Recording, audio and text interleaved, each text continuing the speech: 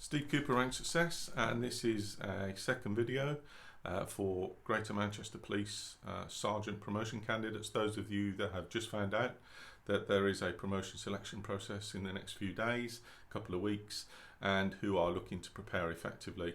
As I alluded to in video 1, if you want to hit the ground running right now and take a quantum leap forward in terms of preparing and turning yourself around very quickly in that time and approaching that promotion selection process match fit, because I understand you've got limited information, and you can download a digital toolkit from my site ranksuccess.co.uk. There is a 4-hour promotion masterclass you can download. There's a discount code on that, which is RSGuides20, and that will give you 20% off any of them. You can have a look at my other free YouTube videos in which I cover CVF competencies in short little vignette videos. There are free podcasts that I've got on my site accessible. There are free blogs on my site. There are no excuses really for you not to be able to turn this thing around and get up to spec and get match fit, ready to go ahead of this promotion process if you're someone who's found out you're through to it. Next video I do will be around some of the presentation issues, because I understand you've got a presentation, but this one I wanted to focus on the thing that you're going to need to work upon and focus upon, and which I understand the process will be based around. I'd be surprised if it wasn't, which is your force plan on a page, your plan for the future, the plan that you will be integrated into as a leader, as a manager, as a supervisor, and when successfully promoted, unsurprising, your force are going to want to know, what will you do if we give you these stripes? Tell us about it. That's a great way of really focusing in right now on what it is you will do. And if when you do that you recognize I'm not really as prepared as I can be, then, you know, as I've just mentioned, there's a whole load of resources for you to get stuck into very quickly. But if you want to take that quantum leap forward, there's a video masterclass 4 hours which I've recorded with me suited and booted and talking seriously about these issues, and there is a digital bespoke sergeant's toolkit to help you with that as well, showing lots of examples of sergeant's evidence and how sergeants, good sergeants, can make the links to what the force needs and communities need to deliver public confidence and maintain public confidence going forward. So I shall talk about some of those things, and what I've got to help me here is your plan on a page, planning our future, building a new GMP.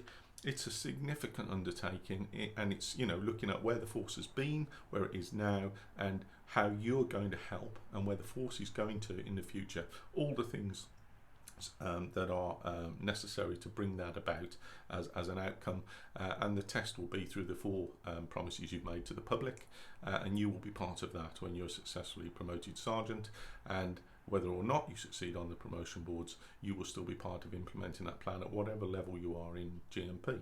So one of the indicators of a top performing force, as it used to be, was the standards of first line supervision. So what does that mean for you? What do standards of first line supervision mean for you? So setting, communicating and reinforcing standards is the nutshell version description that I say at Rank Success. It's my personal way of summarising the sergeant's role, but of course there are a number of functions and dimensions I alluded to in the first video, and which are explained in more detail in my digital toolkits.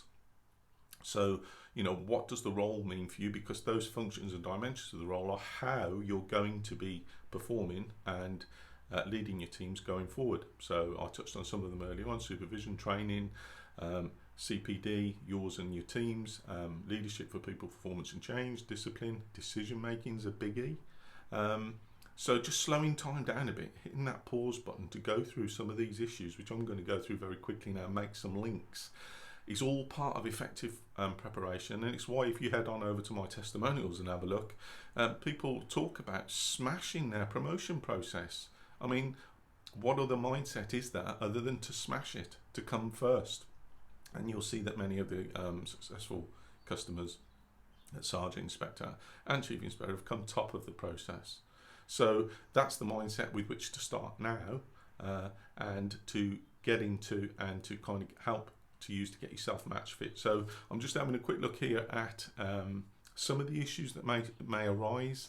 I've talked earlier on around the setting, communicating and reinforcing standards, which you'll be doing as a sergeant. That's across the board. That links very strongly to the ethical leadership. You may get tested on that in interview through forward-facing or rear-facing questions. I've done blogs on those, I've done videos on those, but essentially, you know, a rear-facing question is, could you give us an example of when you've done this competency, when you've demonstrated this competency or this value in the workplace? And a forward-facing question, which I think sits very well with this process, is, you know, what will you do? You know, how will you lead your teams through difficult and challenging times? You know, how will you deal with underperformance issues sensitively? How will you demonstrate the values? And I'm looking at this now, and one of the values that I see on the GMP, the first time I've ever seen it, is kindness. Well, that's a new chapter in policing, isn't it? Yes, it probably existed in some little bubbles, but to have it stated down there as a value to move forward on is something that kind of jumped out on the page for me. But focusing on the basics is the strategy. Fight, prevent and reduce crime. So very much back to basics. Keep people safe and care for victims. So distilling and refining policing functions and your intentions down to a few basics which everybody can focus on and everybody can be part of as you go forward. So delivering an outstanding service and building trust and confidence. So how will you do that? These are the questions. All very well to read them on a page like this. Start making those links. So how will you do that? Well, there are some things that you can do as a sergeant and some things you will do as a sergeant to help bring that about. So, you know, being a role model, understanding your own leadership style or leadership styles, to help build public trust and confidence, being visible on, you know, crime complaints, investigations, being visible physically out there at incidents, taking early effective action through the golden hour, and identifying, securing, preserving evidence, managing, controlling, directing resources. So all of these things are what effective sergeants do. But in terms of building trust and confidence, there are a number of drivers of public confidence. The effective investigation of crime, well, that features very much in your plan. The effective investigation of crime drives public confidence. So just slowing that point down, because there's a lot of points I'm going to talk about, just slowing down and reducing that point. You know, what does that mean, the effective investigation of crime from your level as a sergeant? Well, it means taking ownership, taking responsibility for standards around investigations of crime, driving them up. Understanding the process of investigations as they sit broadly, so APP, Authorised Professional Practice from the College of Policing. There is a process of investigation. Everybody can align to that process, so it starts off with instigation, however a crime is instigated, reported to the police or the police come across it, and then there's initial investigation, there is investigative evaluation, and then moving through and making those decisions as to whether crimes are going to be screened in and screened out. And I know you've got a whole load of work going on around that, and you've got departments to do that and teams set up to do that as part of the change program, but essentially it comes down to you as a sergeant as well to engage with that thinking, to understand where are those key decision points in the investigative process where you can add value. So investigative evaluation, so there's 2 points on a process of the crime investigation process where key decisions are made, and one is an investigative evaluation where you either turn the tap off and say, well, that crime won't be investigated any further, or it's on and you allow the process to continue till you get to evidential evaluation in that process where either you or CPS turn that tap on, off, no further investigation, or leave it on and it goes through the process to court.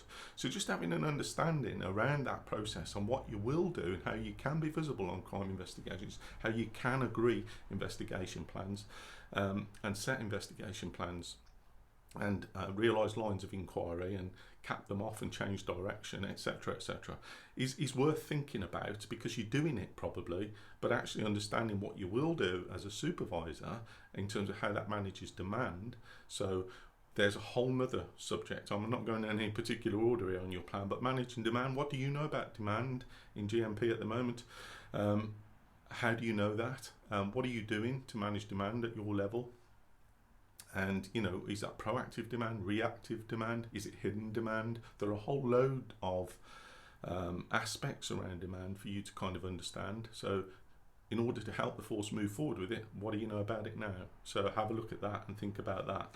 So when I talk about all of these things around building trust and confidence, so the effective investigation of crime, which I've just been talking about, drives public confidence. ASB, antisocial behaviours, featured in here. Well, alleviating antisocial behaviour, ASB, in communities drives public confidence, whatever it looks like. So if it's dog mess and speeding, then it's dog mess and speeding that's important to that community at that time, because all policing is local. And then you move through to other aspects of it at the other end of the extreme, where, you know, if you can look at problems and the root causes of problems and design them out or police them more effectively, and look at those models around problem solving. And I know neighbourhood policing's been reintroduced, so in with that are some of the thinking around, you know, the problem solving models, SARA and PAT, and of course the NDM can all help you in terms of tackling problems. And so the problem analysis triangle, PAT, and the NDM, the National Decision Model, are all ways in which you can think about problem solving and tell a promotion panel or show a promotion panel how you would address problem solving. Working in effective partnerships, well, you can preempt questions there. Tell me about a time where you've worked effectively with partnerships, or how will you work with partners effectively going forward. Being a learning organisation, well, what does that mean? Everybody wants to be a learning organisation. What do you understand it to mean? For me, at sergeant level, one of the ways in which you can do that is to work with the NDM effectively, because at stage 5, there is an opportunity to take action, make your decision, and then review it. Go back either individually or as a team and review it. What worked, what didn't work, what would you do differently next time, and why, and what individual, what team, what organisational learning came out of that, and how will you feed that back into the organisation? What processes and mechanisms are there? Responding to incidents, so our purpose, this is what we do, respond to incidents and emergencies. So, you know, as I alluded to earlier on, early effective action, the golden hour, all the things that you'd expect a sergeant to do when they turn up at a scene. And if you're not able to do that, then who are you talking to in terms of bring that about, in terms of controlling, managing and directing resources effectively, because that's one of the functions of a sergeant. I've talked about investigating and solving crime just now, and preventing and reducing crime, harm and antisocial behaviour I just touched on. So, you know, when you talk about these plans as a sergeant, they'll expect you to think more broadly about things. So rather than just, well, this is how I'm going to deal with it operationally, step back a little bit and think, well, look, this is around preventing and reducing. Well, if it's about preventing and reducing crime, it's also about enforcement and detection and education. So just think more broadly around some of those issues and talk about them.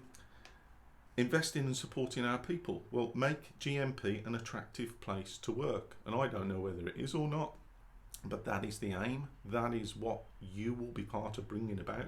So what environment do you want to create for your teams? Why? What's important about that? How are you going to do that?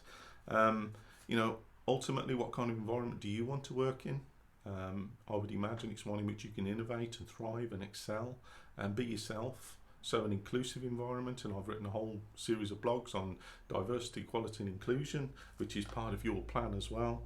I mean, I could go on. The values here, I've done some videos on values, but public service and problem solving are the values that underpin it, together with integrity, honesty and openness, so no surprises there.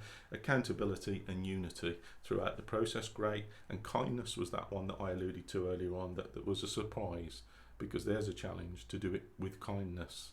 What does that mean? How will that kind of dissipate within policing? So yes, you can do it together with a digital toolkit for our masterclass, or all of my free videos, free podcasts, free blogs, but you will need your plan on a page to really focus and distill and discuss and think around these issues, so you can provoke and challenge and support your own thinking. I'm going to be back with another very short video in a minute. It's a bit of a whistle-stop tour through this stuff, but I'll be back with another part, because I understand your process will include a presentation as part of your process. So I'll be back shortly with that. Take care, stay safe.